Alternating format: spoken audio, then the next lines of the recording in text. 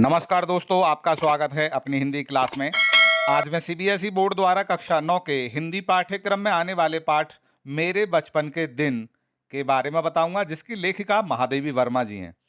पाठ का सार इस प्रकार है कि लेखिका परिवार में कई पीढ़ियों के बाद पैदा हुई, पहली लड़की थी। उनके परिवार में लड़की को पैदा होते ही स्वर्ग भेज देते थे, पर लेखिका के बाबा ने कुलदेवी दुर्गा की पूजा करके लड़की मांगी थी। अतः लेखिका का जन्म होने पर उनकी बहुत आवभगत हुई। लेखिका को वर्षों से लड़कियों के साथ हो रहे अन्याय और भेदभाव की स्थिति का सामना नहीं करना पड़ा था। लेखिका के बाबा उर्दू फारसी जानते थे, पिताजी ने अंग्रेजी पढ़ी थी। उस घर में हिंदी भाषा का वातावरण नहीं था। हिंदी घर में तब से प्रयोग में आने लगी जब लेखिका की मां जबलपुर से घर में आई थी। बाबा की इच्छा थी कि लेखिका विदुषी बने। बालिका के संबंध में उनके विचार उच्च स्तर के थे। लेखिका की मां पूजा पाठ बहुत अधिक करती थी। लेखिका को पंचतंत्र पढ़ना उनकी मां ने सिखाया था। लेखिका ने संस्कृत तो पढ़ी, पर उर्दू फारसी पढ़ने में उनका मन नहीं लगता था। इसके बाद लेखिका को मिशन स्कूल में भर्ती कराया गया, लेकिन वहां भी उनका मन नहीं लगा। 5वीं कक्षा में उन्हें क्रॉथ वेस्ट गर्ल्स कॉलेज में भेज दिया गया। वहां का वातावरण अच्छा था। कॉलेज में हिंदू, ईसाई व अन्य धर्मों की लड़कियां भी पढ़ती थीं। छात्रावास में सब लोगों के लिए एक ही मेस थी।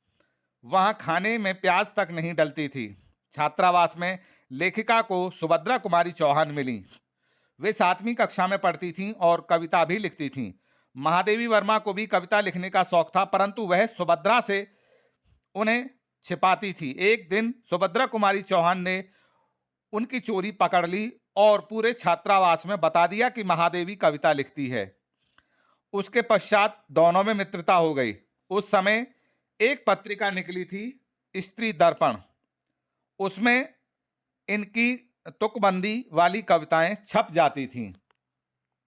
लेखिका और उनकी मित्र सुभद्रा दोनों विद्यालय की मैडम के साथ कवि सम्मेलनों में जाने लगी थीं, जिनकी अध्यक्षता कभी श्रीधर पाठक, कभी हरिओध, तो कभी रत्नाकर जी करते थे।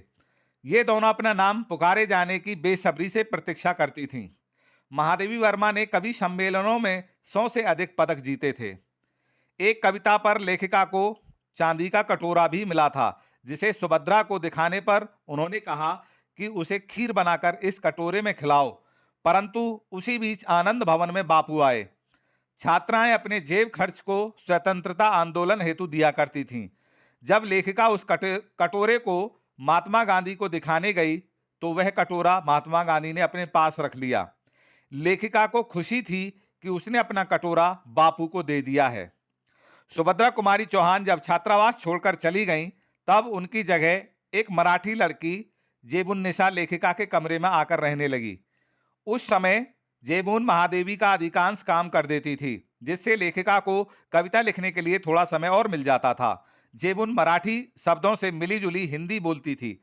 लेखिका ने भी जेबून के साथ रहकर कुछ-कुछ मराठी सीख ली थी। छात्रावास में एक जीनत बेगम नाम की शिक्षिका रहती थी, जो जेबून को कभी-कभी टोकती थी, परंतु जेबून कहती, हम मराठी हूं तो मराठी बोलेंगे। वह मराठी महिलाओं की तरह किनारीदार साड़ी और वैसा ही ब्लाउज पहनती थी। उस समय सांप्रदायिक भेदभाव दूर दूर तक भी दिखाई नहीं देता था। अवध की लड़कियां अवधी बोलती थीं और बुंदेलखंड की बुंदेली। सभी एक मेस में खाना खाते थे और सभी को हिंदी व उर्दू पढ़ाई जाती थी। सब प्रार्थना में एक साथ खड़े होते तथा साथ साथ प्रार्थना बोलते थे। कहीं कोई भेदभाव नहीं था। जब महादेवी नौकरी करने काशी विद्यापीठ में आई, तब वे बचपन की एक और घटना का उल्लेख करती हैं। जिस कंपाउंड में वे रहती थीं, वहीं बगल में एक नवाब व उनकी बेगम साहिबा रहती थीं। बेगम साहिबा के कहने पर लेखिका और उनके परिवार के बच्चे उन्हें ताई साहिबा कहा करते थे। उनका एक लड़का था जो प्रतिवर्ष लेखिका से राखी बंधवाता था। दोनों परिवारों के बच्चों के जन्मदिन साझे रूप में मनाए जाते थे। लेखिका के यहाँ एक छोटा भाई हुआ, तो ताई साहिबा को काफी प्रसन्नता हुई और वह शाम को लेखिका के छोटे भाई के लिए कपड़े लेकर आईं। ताई साहिबा ने उस बच्चे का नाम मनमोहन रखा। वही मनमोहन आगे चलकर जम्मू एवं गोरखपुर यूनिवर्सिटी के वाइस चांसलर अर्थात कुलपति बने। लेखिका के कहने का तात्पर्य यह है कि उस समय सांप्रदायिक सद्भाव का ऐसा अनोखा वातावरण अब सिर्फ सपना सा ही प्रतीत होता है। तो दोस्तों, वीडियो को पूरा देखने के लिए धन्यवाद। चैनल को सब्सक्राइब कीजिए, वीडियो को लाइक कीजिए, कमेंट कीजिए और अपने दोस्तों के पास शेयर कीजिए।